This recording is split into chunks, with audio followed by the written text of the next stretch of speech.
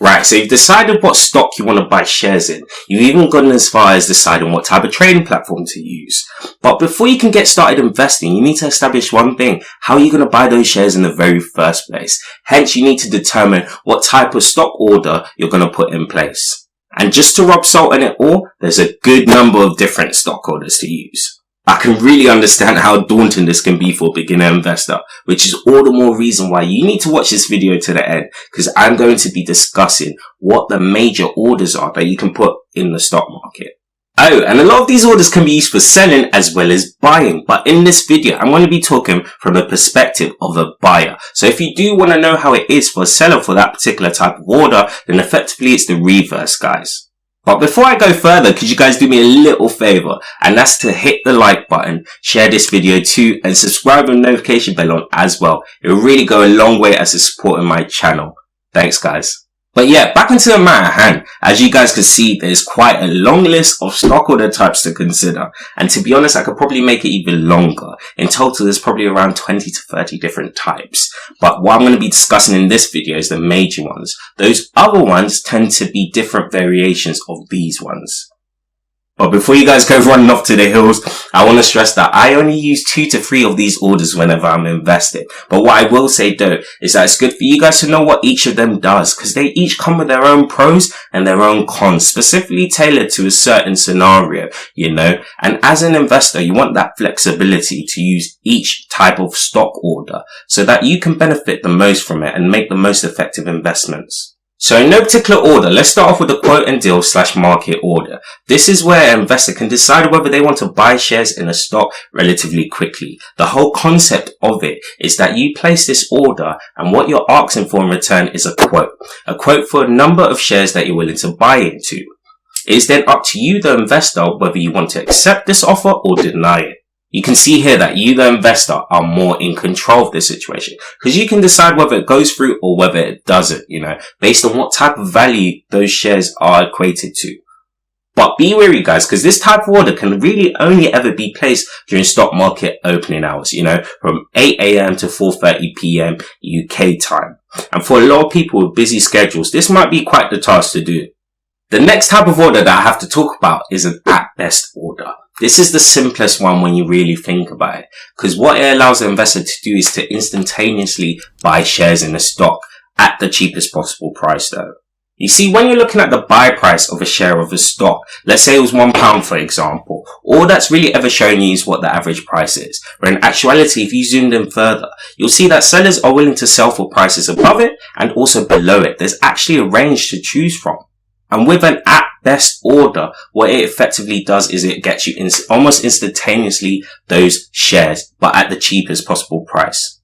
In this type of order, you can see that speed is valued the most. So you may end up buying shares for 97p each as opposed to buying them for £1. Now, this may not seem like a great amount of difference, but when you put the fact that you're investing thousands of pounds into it and millions for some people, it really does begin to rack up.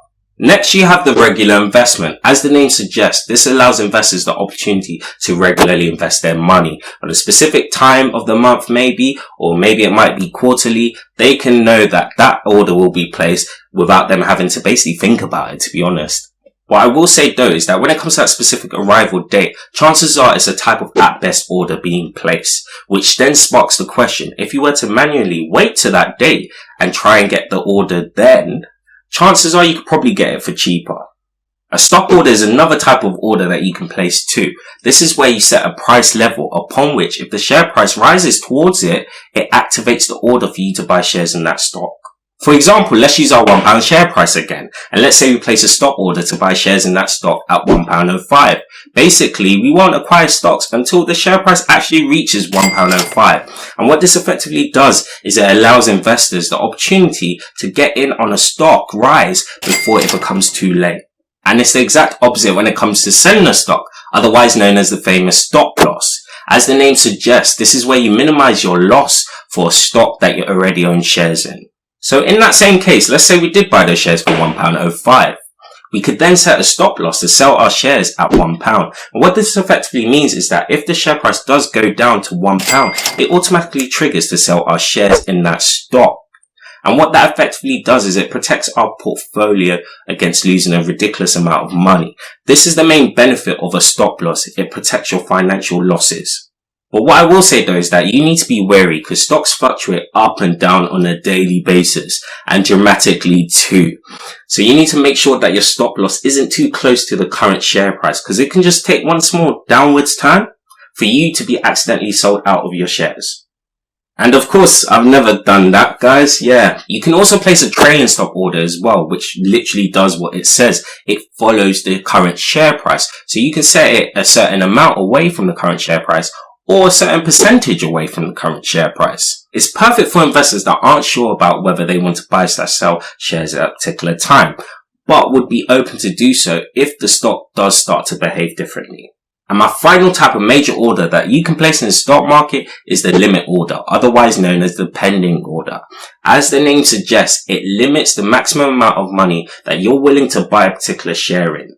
So let's look at our £1 example. Let's say you decided to place a limit order for 98p. What that effectively means is that you won't buy any shares for £1. You won't even buy any shares for 99p. It would have to reach that 98p share price for that order to go through.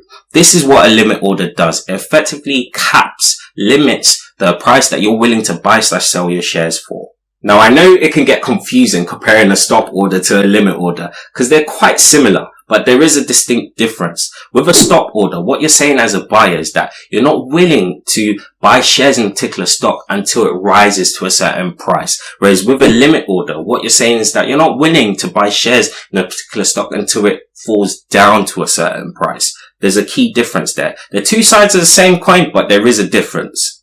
But that's the end of my video, guys. As a beginner, you'll probably find that you only really ever need 2 to 3 of these orders to actually use on a frequent basis. But it does come in handy knowing what each of them does. You see, in some cases, it might be very competitive to buy shares in a stock, maybe because there's more buyers available compared to sellers. In those cases, you might value speed more.